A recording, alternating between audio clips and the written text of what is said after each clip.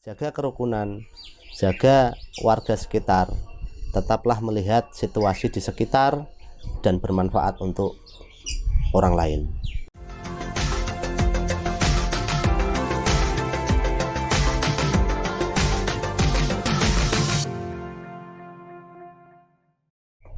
Assalamualaikum warahmatullahi wabarakatuh.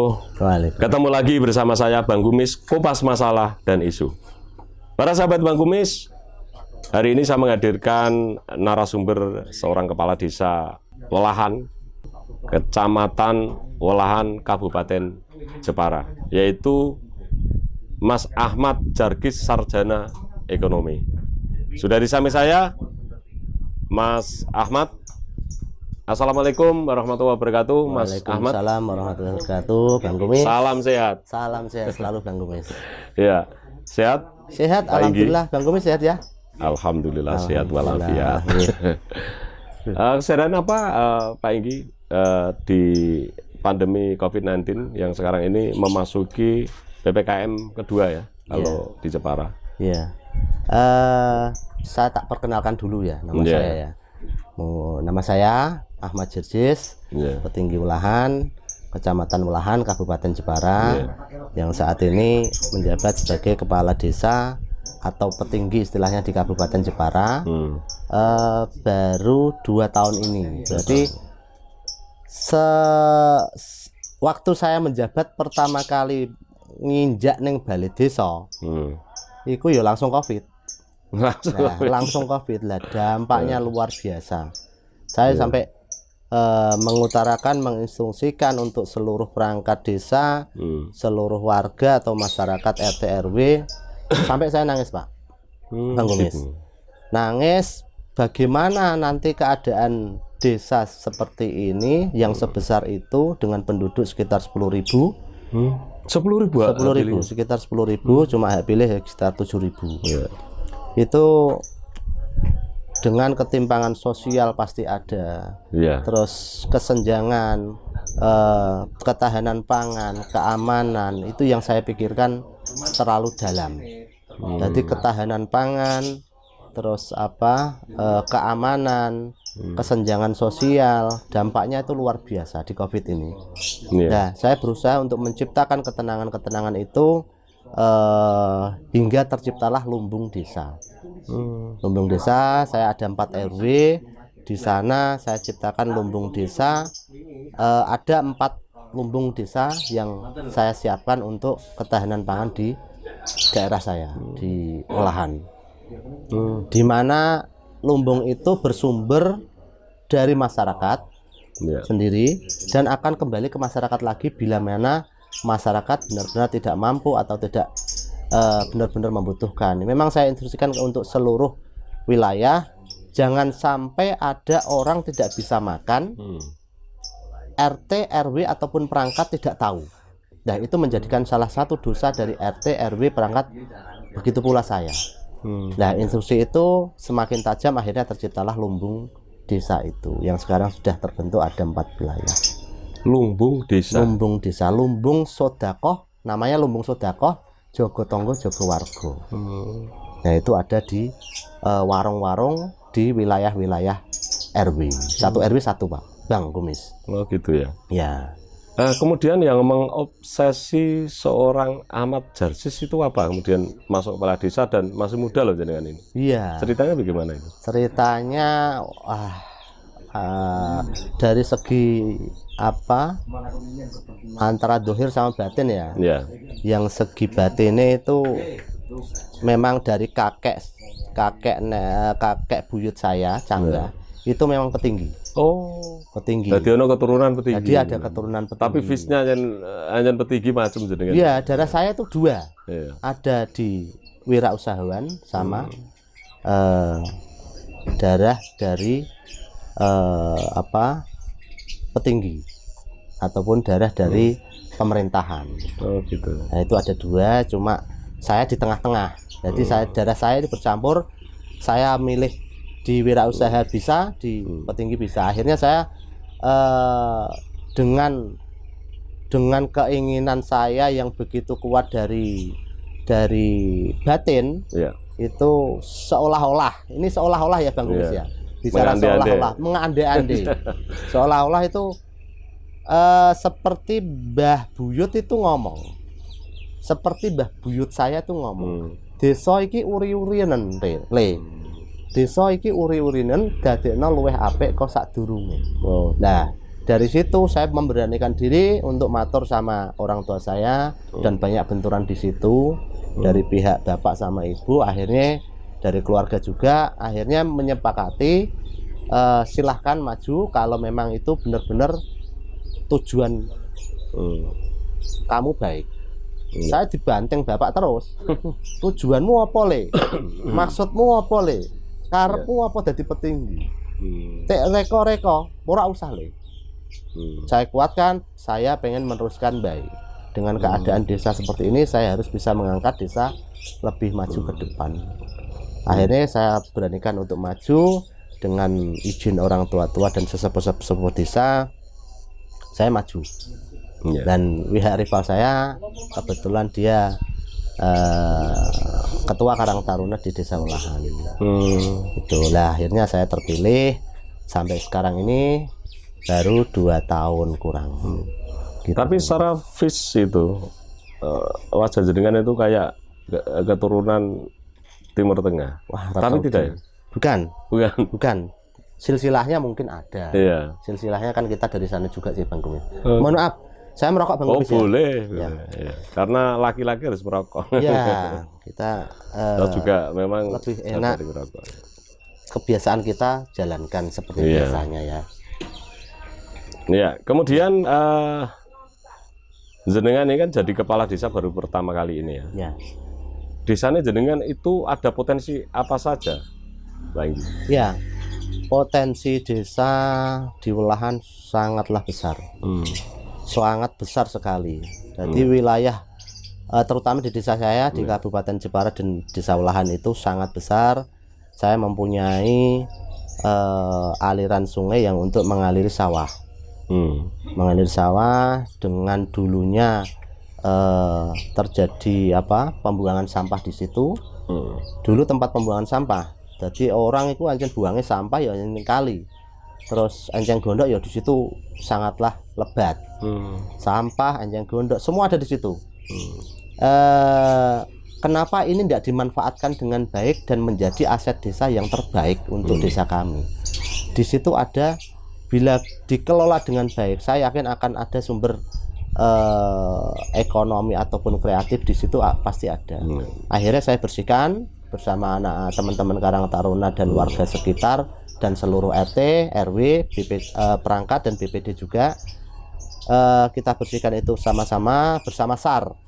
SAR Desa Ulahan itu adalah SAR mungkin terbaik di Jepara. Jadi kita sering diminta bantuan untuk SAR, kirim relawan SAR ke daerah-daerah. Itu terdiri dari masyarakat Desa Ulahan. Jadi kita ada tim SAR sekitar 15 orang. Dia bergerak di bidang sosial. Memang bantuan untuk bencana itu kita selalu dilibatkan. Dimanapun tempat di Kabupaten Jepara.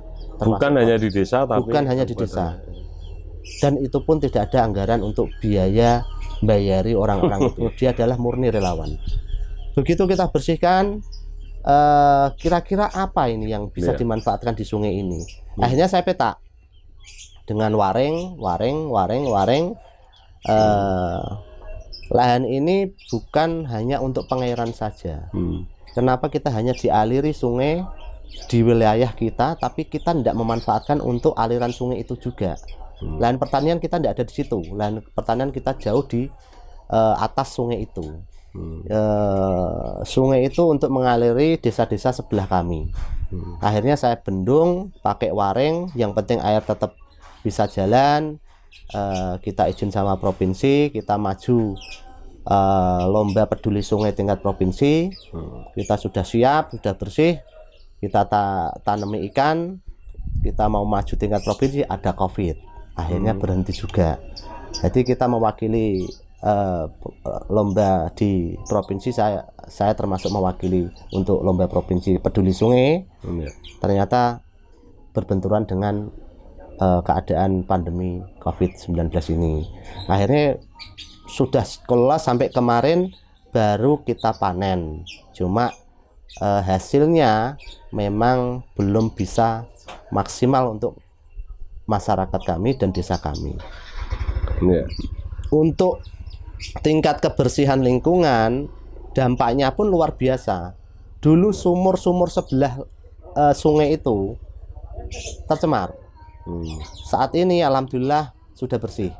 Jadi sudah bisa untuk layak minum. Dulu 3 hari di bak mandi, 3 hari udah kotor. Dan kemarin tak sampling itu 10 hari sampai 12 hari baru kolam di mana rumah, bak mandi rumah itu baru kotor. Biasanya 3 hari. Nah kemarin di sampling itu sampai 12 hari sampai 15 hari baru agak kekuning-kuningan. Terbukti dengan adanya pembersihan itu dan habitat yang di sana sudah ada, dampak lingkungan pun juga baik. Kita kemarin panen dapat sekitar 1,5 ton ikan. Ikan apa itu? Ikan nila sama ikan tombro. Jadi meripate ya seneng, dompete ya seneng. Harapannya kan seperti itu. Atine seneng, meripate seneng, dompete juga terisi. Harapannya seperti itu. Dampak lingkungan untuk pemberdayaan masyarakat massal, dodolan opo wae payu ning kono. Kemudian potensi apa yang kemudian masuk desa itu? Di lain tentu selain pariwisata, misalkan ada pendapatan apa yang kemudian nanti akan bisa menopang desa, bisa gitu menumpang ekonomi masyarakat desa, ya. Pak Igi. Harapan memang menjadi desa wisata kita sudah lama, dan alhamdulillah kemarin di 2 September 2020 kita mendapatkan SK untuk menjadi desa wisata di Kabupaten Jepara. Salah satu desa yang mendapatkan SK desa wisata di Kabupaten Jepara. Di tempat saya juga itu ada kelenteng. Di sana itu miturut cerita, ini belum kevalitannya kita belum tahu kevalitan karena harus ada dasarnya. Harus ada dasarnya. Miturut cerita adalah kelenteng tertua di Indonesia. Gitu. Berarti dari segi potensi desa, mungkin desa kami adalah desa tertua dari beberapa desa yang lainnya. Nah, potensi dari kelenteng itu sendiri itu sangat berpengaruh di wilayah kami. Etnis Tionghoa ada, etnis Cina ada. Jadi Indonesianya kecil, Indonesia itu ya di desa kami. Indonesia Bhinneka Tunggal Ika itu ada di desa kami. 5 agama ada di sana semua. Dan itu tidak ada benturan kecuali dari faktor luar. Secara fisik untuk kelentengnya itu memang bangunannya, karena menurut jenengan itu kan bahwa itu adalah kelenteng tertua. Tentu kan ada artefak yang kemudian mengarah pada pembuatan kelenteng tertua. Apakah masih menarik untuk secara fisik gitu? Secara fisik sangat menarik sekali, sangat menarik sekali dan sangat religius sekali.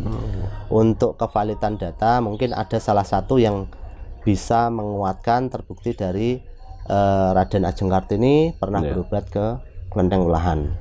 Itu masih ada datanya. Waktu kecil beliau sakit, terus dari bapaknya dan keluarganya datang ke Welahan untuk mencarikan obat, dan itu masih ada data dikasihkan obat untuk ibunda, untuk ananda Raden Ajeng Kartini dulu. Apakah saya potong? Ya. Apakah berdekatan dengan kediaman Raden Ajeng Kartini? Kita jarak sekitar 15 kilo. Ya dekat kalau 10 kilo sampai 15 kilo jarak dari kediaman beliau. Beliau kan ada di Mayong. Ya, kita ada di Welahan. Itu berbeda kecamatan, tapi kita masih satu rumpun. Gitu. Saya berbatasan dengan 9 desa.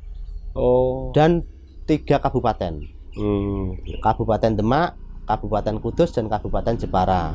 Kalau desa, saya berbatasan dengan 9 desa. Di desa itu di tengah, selebihnya di desa-desa yang lain.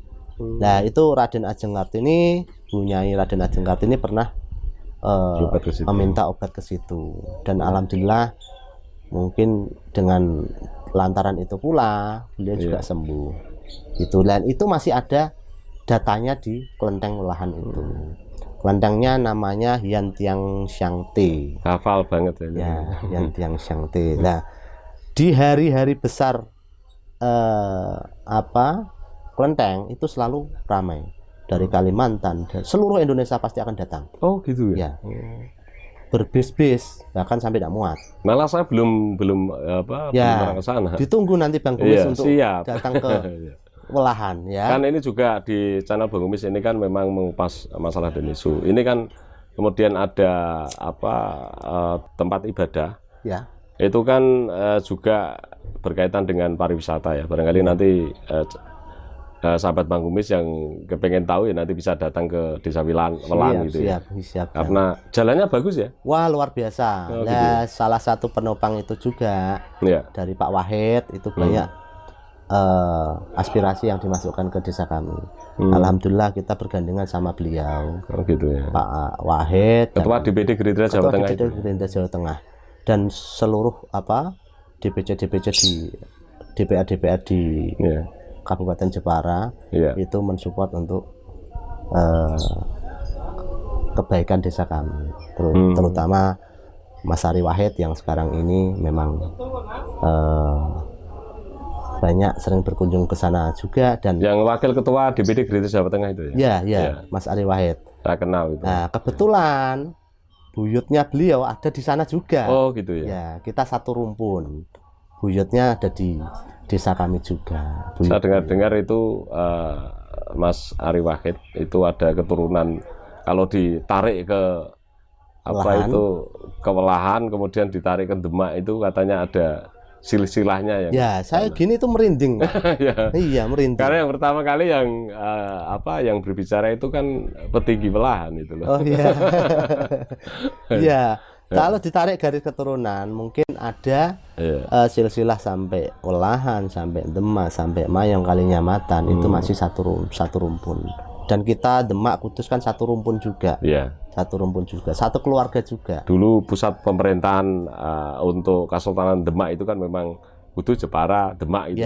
Ya. Kebetulan sekarang ini juga Dapil. Nah, saya di tengah-tengahnya. Gitu ya. Saya di tengah-tengahnya. Jadi Punjere itu udah Welahan. Saya tahu, saya dengar itu. Jadi kalau tata letaknya itu saya berbatasan dengan 3 kabupaten. Nah, uniknya di Welahan itu seperti itu. Iya, barangkali dulu itu para raja-raja itu yang Kesultanan Demak itu, kemudian dulu itu memang di Welahan itu ya diskusinya untuk menata sebuah kerajaan itu barangkali. Mungkin seperti itu. Apakah Pak Igi ada garis keturunan juga ke sana? Wah, saya tidak berani bicara. Saya tidak berani bicara. Lah semua kebetulan. Iya, semua kebetulan. Iya. Di Welahan juga ada ceritanya memang masih ada petilasannya dari Mbah Sunan Kalijogo itu masih ada. Dengan adanya batu Selo Menur. Juga ada di sana. Ada di sana. Cuma saat ini artefaknya masih. Yang masih itu ada. yang perlu saya cari keberadaannya. Dulu ada, tapi sekarang belum kelihatan. Dulu ada, sekarang belum kelihatan atau beralih ke tempat yang lain ya. Kita belum tahu itu. Artinya kalau di desa jenengan itu Welahan, artinya kan banyak peninggalan-peninggalan zaman Kesultanan Demak ya barangkali. Karena dulu itu juga Kalinyamat itu kan juga keturunan Kesultanan Demak ya. Itu kan pewaris tahta sebetulnya. Kebetulan karena Kalinyamat itu perempuan, ada kakaknya yang Sunan siapa itu? Saya dengar itu Sunan Prawoto. Seharusnya mengganti itu kan Sunan Prawoto. Kemudian ada tragedi yang kebetulan di Menara Kudus itu ya. Karena saya tahu silsilahnya sedikit. Nah itu kehebatan Bang Kumis. Bang Kumis itu kehebatan gitu. Harus tahu tata letak, situasi dan sejarah itu memang perlu kita kupas juga. Dan itu melibatkan kita dengan jenengan bisa membuat desa ataupun kabupaten ataupun semuanya bisa terangkat semuanya. Iya, memang channel Bang Kumis ini kan kita mengupas masalah dan isu. Jadi ketika ada desa atau kabupaten, dalam hal ini misalkan desa Welahan itu ada potensi untuk pariwisata, kemudian ada potensi secara ekonomi, kemudian harus dibuka, kemudian nanti bisa menopang ekonomi, ya kita ungkap memang. Supaya nanti channel ini bukan hanya channel yang sekedar jagong, kemudian selesai hanya ditonton, tapi memang kita sengaja agar supaya channel Bang Kumis ini memotivasi orang, kemudian mengedukasi orang, menginspirasi orang gitu loh. Jadi artinya bermanfaat gitu Pak. Ya, nah saya seneng lihat channel Bang Kumis itu seneng. Jadi beberapa daerah itu ada dikupas di channel Bang Kumis. Saya memang lihat itu. Gitu. Channel Bang Kumis. Memang ini motivasi desa ataupun daerah dan semuanya itu bisa bermunculan di situ. Nah, alhamdulillah ini Jagong sama Bang Kumis bermanfaat sekali. Saya senang sekali Bang Kumis. Kita kembali ke desa Welahan tadi, Pak Igi. Apa potensi selain yang jenengan utarakan tadi? Apakah masih ada potensi yang perlu digali kemudian nanti agar supaya masyarakat jenengan itu terbantu secara ekonomi dengan adanya potensi wisata, Pak Igi? Saya coba untuk membedah Welahan, mencari sumber daya apa yang bisa ada di Welahan. Terbukti saya mencari untuk makanan tradisional pun kita banyak sekali. Ada 75 makanan tradisional yang ada di Welahan. Kultur budaya pun kita banyak budaya di situ semua. Kultur agama pun kita mempunyai 5 agama di sana.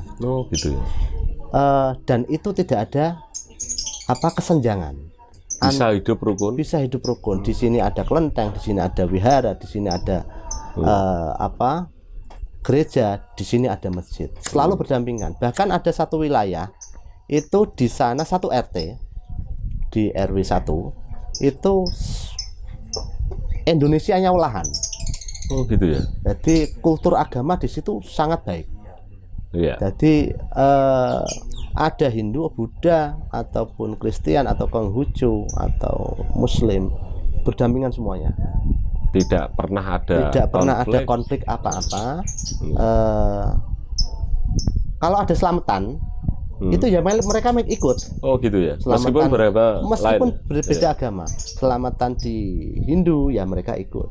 Selamatan di Konghucu ya mereka ikut. Selamatan di Kristen mereka ikut. Selamatan di Muslim ya mereka ikut. Jadi selalu bersama walaupun berdoa dengan masing-masing sesuai keyakinannya, tapi mereka tetap hadir di situ. Kalau kita berbicara pemerintahan dalam ini adalah negara, negara meliputi pusat, daerah, provinsi, kabupaten, dan desa yang paling pemerintahan paling kecil. Jikalau masyarakat kemudian berpikirnya seperti orang Welahan ini kan kemudian menjadi contoh secara nasional. Karena selama ini juga orang-orang yang notabene adalah kaum intelek di tingkat nasional itu hanya beda doa, beda agama itu kadang-kadang saling serang gitu loh, Pak. Makanya kita ungkap di sini. Apa rahasianya kemudian jenengan bisa memimpin yang notabene adalah berbeda keyakinan, berbeda karakter gitu, Pak. Satu memang saling menghormati. Gitu. Kalau jenengan itu kan Muslim taat ya? Saya Muslim taat. Saya lihat itu kayak orang Timur Tengah itu saya lihat. Wajahnya memang keturunannya memang alhamdulillah diciptakan seperti ini dari ibu bapak saya. Dan ibu bapak saya memang asli penduduk saya sendiri. Keluarga saya besar saya memang ada di Welahan. Mungkin kalau tak total 25% itu keluarga saya. Gitu ya. Di Welahan itu 25%-nya mungkin masih keluarga, masih bani-bani gitu ya. Terus untuk syarat utama untuk untuk keberagaman itu memang kita saling menghormati. Menghormati yang penting tonggo. Jadi tonggo duwe iki ya melu reti, tonggo loro ya melu reti, tonggo butuh apa kurang mangan ya kudu wajib melu reti. Nah, itu semua agama saya yakin sama. Semua agama pasti ada sedekah. Semua agama pasti ada saling memberi. Itu pasti. Ajarannya pasti baik. Ajarannya pasti baik. Terbukti dengan sedekah pun, lumbung sedekah itu bukan Muslim saja yang memberi, Oh gitu ya. Ya, Kristen, Konghucu ataupun siapa memberi. Itu terbukti di lumbung sedekah. Dia bilangnya untuk non muslim. Kalau muslim dia bilang sedekah. Kalau dia non muslim dia bilangnya untuk kebersamaan. Untuk kebersamaan. Ini untuk kebersamaan, ini untuk saya pengen bersama-sama. Hidup rukun, hidup damai. Nah, Betul. jadi ketimpangan biasanya tercipta dari luar Desa daerah. itu. Nah, luar daerah sing ora arti jujuk moro, nggawa barang sing ora kebiasaane. Lah iku sing ndadekno bermasalah. Itu tercipta dulu pernah ada memang. Bentrokan antara berbeda agama dulu pernah ada. Tapi alhamdulillah sekarang itu hilang. Hidup damai. Itu hilang ya. Kalau saya lihat itu kan jenengan itu kan lulusan UII ya, Jogja. Ya. Kemudian jenengan ambil S1 di ekonomi. Tentu bukan ekonomi. Ekonomane. Kalau kuliah dulu kan ekonomane. Jadi ngitung tapi ora ono duite. Enggak, maksudnya begini. Jenengan di samping ada karakter seorang leadership, seorang pemimpin, juga jenengan ahli hitung-hitung duit gitu loh. Artinya ketika jenengan punya inisiatif kemudian mengembangkan pariwisata di desa, itu kan jenengan hitungannya mesti ketemu gitu loh. Beda dengan orang yang tidak pandai berhitung. Kalau saya tidak pandai berhitung, tapi kalau cari uang bisa, tapi kalau suruh ngitung jelimet saya nggak bisa. Artinya gini, Pak Igi, jenengan sebagai kepala desa ini kan kompleks karena panjenengan ini juga lulusan ekonomi gitu loh. Artinya sekarang juga konsen di pariwisata. Dalam hal ini kan tentu menunjang secara ekonomi masyarakat.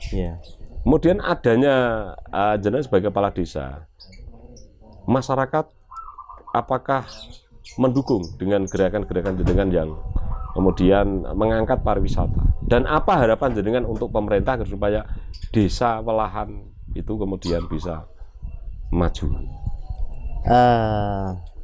Sebagian besar masyarakat pro kontra itu biasa, tapi jangan jadikan pro kontra itu jadi masalah. Jangan jadikan pro kontra itu jadi masalah. Kita mengalir saja, kita rangkul kalau memang yang siap, dan menjadikan yang belum siap agar bisa menjadi siap. Nah, itu harus kita persiapkan. Dampak dari desa wisata itu seperti apa, dampak lingkungannya seperti apa, mulai tingkat kebersihan, mulai tingkat ekonomi, mulai tingkat keamanan, semuanya lengkap. Dan itu tidak bisa terpecah-pecah. Harus saling bersatu. Keamanan pun harus terjamin. Kalau tidak ada keamanan, mustahil desa wisata akan bisa berkembang. Orang mungkin ana wisata moro, montore hilang, orang mungkin moro meneh. Dan dia akan dicap desa yang kurang baik. Dari tingkat sosial, tingkat keagamaan, semua ada di situ. Dan itu pun tidak bisa terpecah. Seperti perbedaan agama, perbedaan keyakinan, itu harus menjadi satu. Tangan ini ada 5 jari. Kalau cuma 4 jari ini tidak enak. Tidak enak ya. Ada salah satu yang tidak berfungsi, itu nggak nyaman. Nggak nyaman. Jadi kenyamanan itu yang kita utamakan dulu. Biarkan masyarakat nyaman dulu. Dengan kenyamanan itu saya yakin mereka akan berlomba-lomba untuk mencari kebaikan di situ juga. Pak Igi, apa yang sudah diperbuat kepala desa Welahan berkaitan dengan bantuan-bantuan dari atas kemudian bisa mengucur ke desa panjenengan? Bantuan-bantuan yang dari atas sampai ke desa memang untuk saya instruksikan untuk saya sendiri di periode saya sampai di 2024. Itu memang fokus kita memang sosial keagamaan. Jadi sosial keagamaan, sosial masyarakat, semua sosial. Sudah dapat bocoran dana dari anggota dewan yang dalam hal ini representasi masyarakat selama ini? Sudah. Alhamdulillah sudah masuk ke desa saya sudah. Alhamdulillah untuk bantuan sosial pun sendiri dari provinsi pusat atau kabupaten atau dari manapun, kita sudah mencapai angka sekitar 90% yang ke masyarakat. Harapan memang 100%, tapi kan tidak mungkin. Ada PNS, ada petinggi juga masuk entuk kan yo. Lucu ya, wong petinggi entuk masyarakatnya rantuk kan, anaknya rantuk kan ya salah.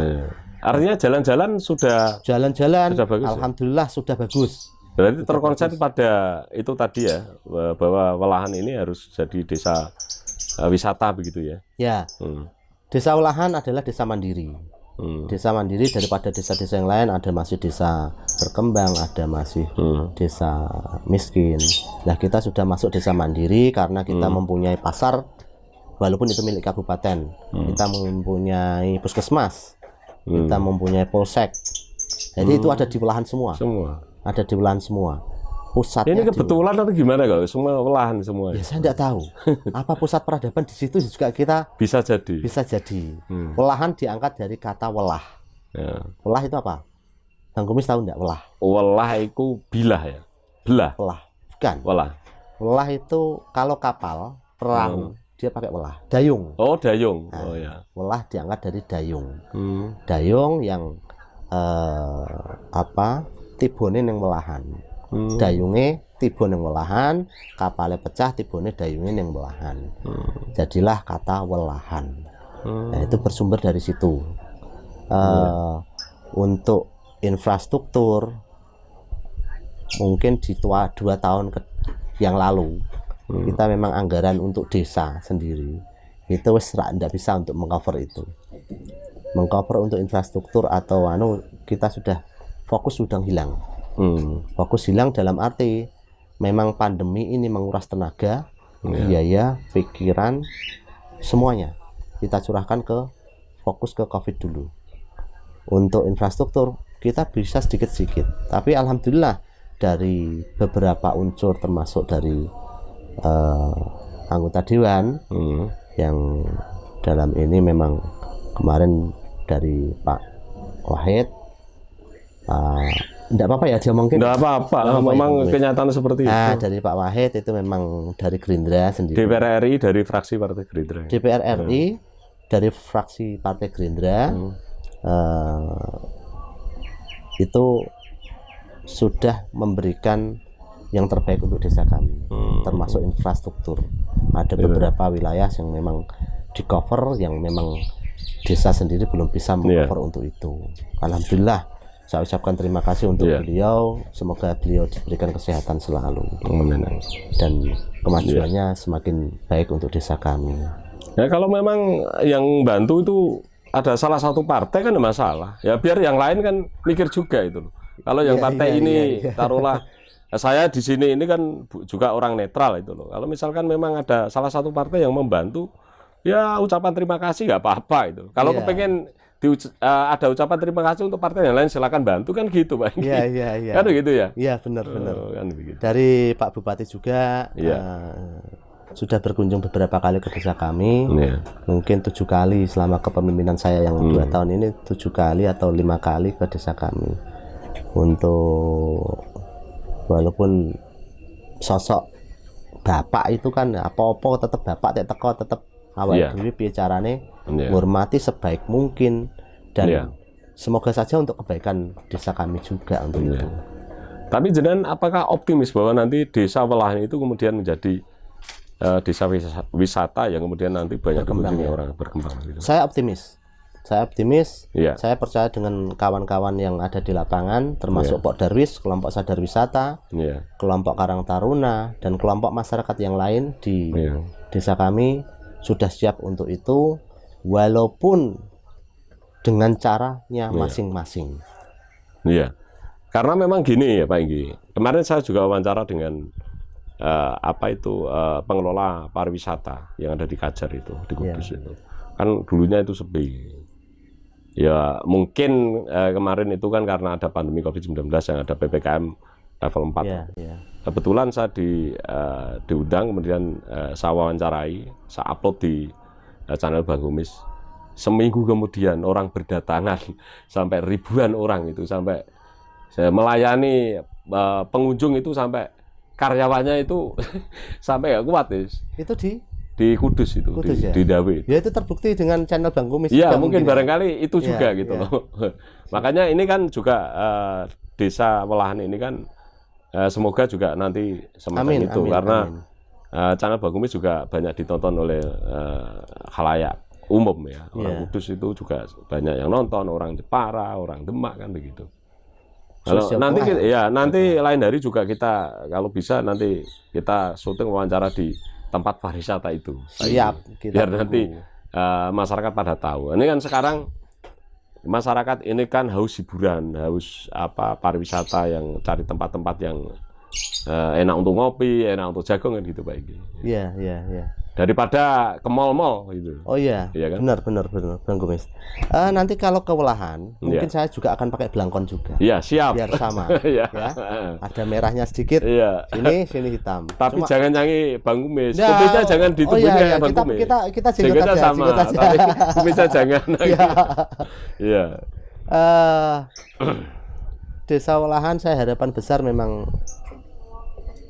pintu masuk di Kota Jepara. Iya. Harapan besar saya di Desa Welahan dengan cara bagaimanapun Desa Welahan harus menjadi ujung tombak Kota Jepara. Masalahnya kita pintu masuk di Kota Jepara. Kalau Desa Welahan tidak tertata, mungkin ya anggapan orang Jepara pun tidak tertata. Gitu ya? Ya. Begitu masuk wajahnya surem. Iya. Wah, orang seneng mesti. Kayak awake dhewe meh golek bojo. Begitu mlebu enak, wah seneng awake dhewe. Nah, harapan seperti itu karena kita berbatasan dengan Kabupaten Kudus, Demak itu. Jadi tertatanya Jepara mungkin harus dimulai dari Welahan dulu. Titik pusat dulu. Nanti baru masuk ke dalamnya. Nah, selama ini kalau saya lihat saya belum di pemerintahan, waktu belum di pemerintahan. Itu saya lihat wisata Jepara tidur. Jepara ini tidur belum bangun. Belum bangun. Nah, mungkin dimulai dari Welahan itu. Ya, harapan bermulai dari gerakan. Gerakan itu ya caranya wong ameh tangi itu mesti kan orang obeh-obeh, mbok tangane sik, mbok sikile sik. Supayane angkat awake iso ngangkat kabeh. Awake ngadeg kabeh kan obah sithik-sithik sik. Iya. Nah, itu ini sudah mulai bermunculan. Desa wisata di Kabupaten Jepara sudah ada, termasuk di Desa Welahan. Harapan besar di situ, walaupun di masa pandemi ini memang menguras tenaga, biaya dan pikiran, kita tetap optimis Desa Welahan tetap akan maju, rakyatnya makmur, desanya maju. Nah, Karang Taruna juga Welahan itu adalah salah satu mentor hidroponik Jawa Tengah. Jadi Karang Taruna mentor hidroponik di Jawa Tengah itu ya orang Welahan juga. Jadi Welahan itu SDM-nya itu luar biasa. SDM sumber daya masyarakat, sumber daya alam itu besar sekali. Tapi do turu. Nah, piye carane dibangun? Ayo sithik-sithik bangun yuk. Ayo sithik-sithik bangun. Walaupun seperti ini ayo bangun sithik-sithik.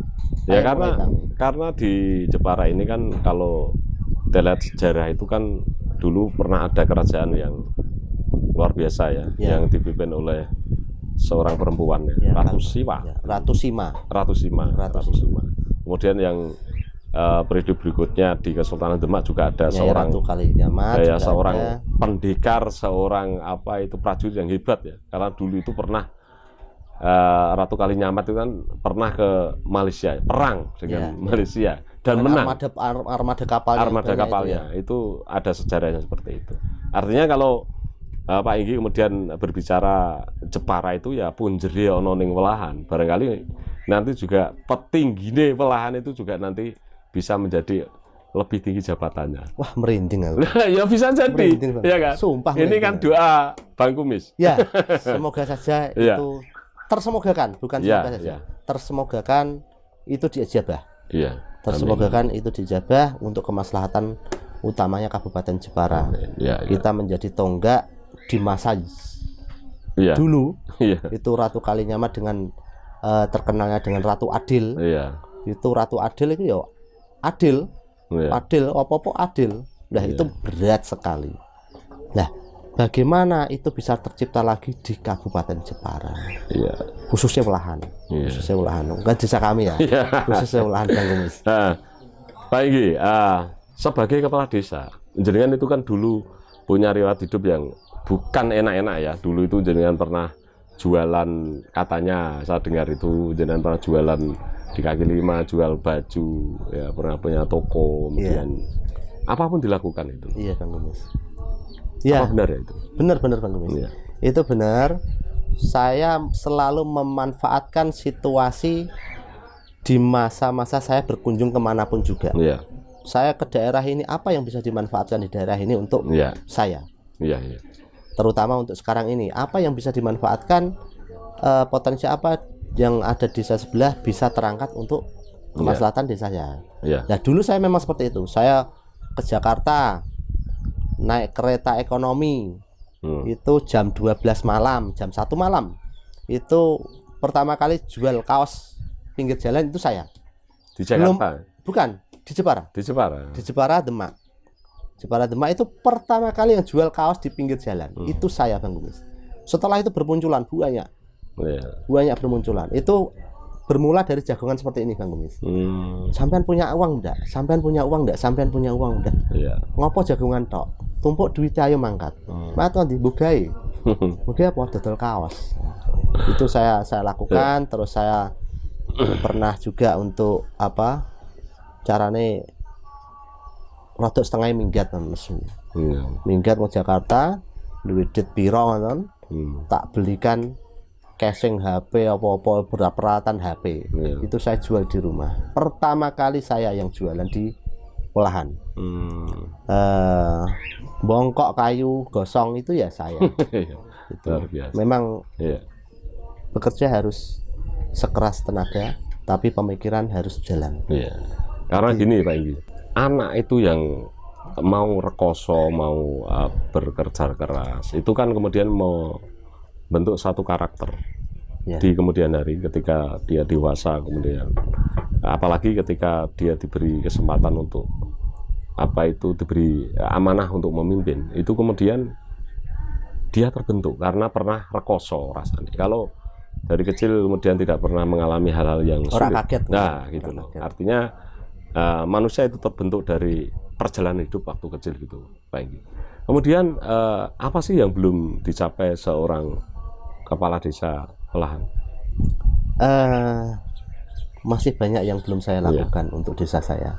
Sangat banyak sekali. Saya belum, harapan memang mengangkat, menghilangkan orang yang kurang mampu ataupun yang berbenturan dengan segi ekonomi. Memang itu tujuan utama saya. Jadi jangan sampai ketimpangan ekonomi ada di wilayah saya. Yang satu omai semua ini, yang satu omai mehambruk. Jangan sampai terjadi. Jadi yang kaya menopang yang miskin. Istilah gini Bang Kumis. Sing nonton pemerintahan, biarkan menata pemerintahan. Yang noto agama, keagamaan, ustadz guru, kiai, biarkan dia menjadi guru ataupun menjadi ahli didik bagi akhlak-akhlak anak-anak. Yang orang-orang kaya, biarkan dia bersedekah. Yang orang miskin, biarkan dia berdoa untuk orang-orang yang kaya ini, biar tetap bisa bersedekah. Alangkah enaknya bila seperti itu. Nah itu harapan saya seperti itu. Biarkan tupoksinya berjalan dengan sendiri-sendiri. Yang menopang pendidikan biar menopang pendidikan, yang ngatur pemerintahan biar ngatur pemerintahan, yang kaya biarkan dia bersedekah, yang miskin mendoakan yang bersedekah. Baik, saya sudah agak lama diskusi dengan panjenengan. Nanti lain hari kita diberi kesempatan untuk wawancara dengan panjenengan. Tapi sebelumnya saya mau tahu moto hidup seorang kepala desa Welahan, yaitu Bapak Ahmad Jarsis. Memang namanya sulit itu. Ahmad Jarsis, ya. Ahmad Jarsis, sarjana ekonomi. Apa moto hidup? Moto hidup apa ya? jadilah bermanfaat untuk orang lain. Iya. Dua hal itu sudah cukup. Itu. Karena kalau orang itu hanya bermanfaat untuk diri sendiri itu kan tidak usah hidup. Jadilah orang yang bermanfaat untuk orang lain. Itu adalah puncak-puncaknya ibadah. Iya. Saya itu pernah gini, tak cerita dikit ya Bang Kumis. Itu saya umroh. Saya umroh sama istri. Di sana itu saya selalu aku ngewangi wong terus loh. Ceritanya aku ngewangi wong terus. Aku delokno wong anu ora iso. Jadi bantu orang ini, dorong orang, ambilkan orang kursi roda, menuntun orang, membawa orang-orang tua. Itu saya lakukan. Tapi itu pun berbenturan dengan istri saya. Tapi tidak berani ngomong sama saya. Ngomongnya sama kawan saya. Mas, tolong babai kandani sih Mas. Neng kene yang ibadah kanggo awake. Orjo kanggo wong terus. Nah, cukup itu saya tampung. Saya utarakan ke istri saya. Mah, puncak-puncak yang ibadah itu ya manfaati wong liya. Begitu dia diam. Nah, itu adalah puncak-puncak yang tertinggi. Bermanfaat untuk orang lain itu adalah yang terbaik. Iya, betul. Iya, Pak Igi. Saya mau minta closing statement dari seorang Ahmad Jarsis, sarjana ekonomi. Enggak, kameranya sini. Jagalah kerukunan untuk masyarakat saya ya. Untuk masyarakat saya, jaga kerukunan, jaga warga sekitar. Tetaplah melihat situasi di sekitar dan bermanfaat untuk orang lain. Selalu ciptakan seperti itu. Insya Allah kita akan berjalan dengan baik, bergandengan tangan dengan baik. Kita akan kuat membangun desa Welahan lebih hebat. Maju desane, makmur rakyate. Itu saja Bang Kumis. Iya, terima kasih Pak Kepala Desa Welahan, yaitu Pak Ahmad Jarsis, sarjana ekonomi.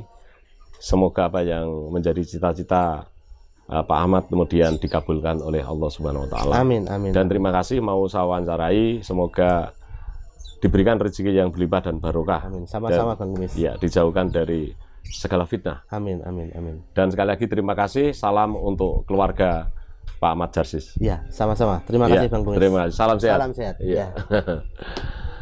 Demikian tadi para sahabat Bang Kumis, wawancara dengan salah satu kepala desa yang masih muda, yaitu Pak Ahmad Jarsis, sarjana ekonomi, Kepala Desa Welahan, Kecamatan Welahan, Kabupaten Jepara. Beliau ini sangat menginspirasi untuk pemimpin-pemimpin di desa agar supaya hidup rukun dengan masyarakat di sekitarnya.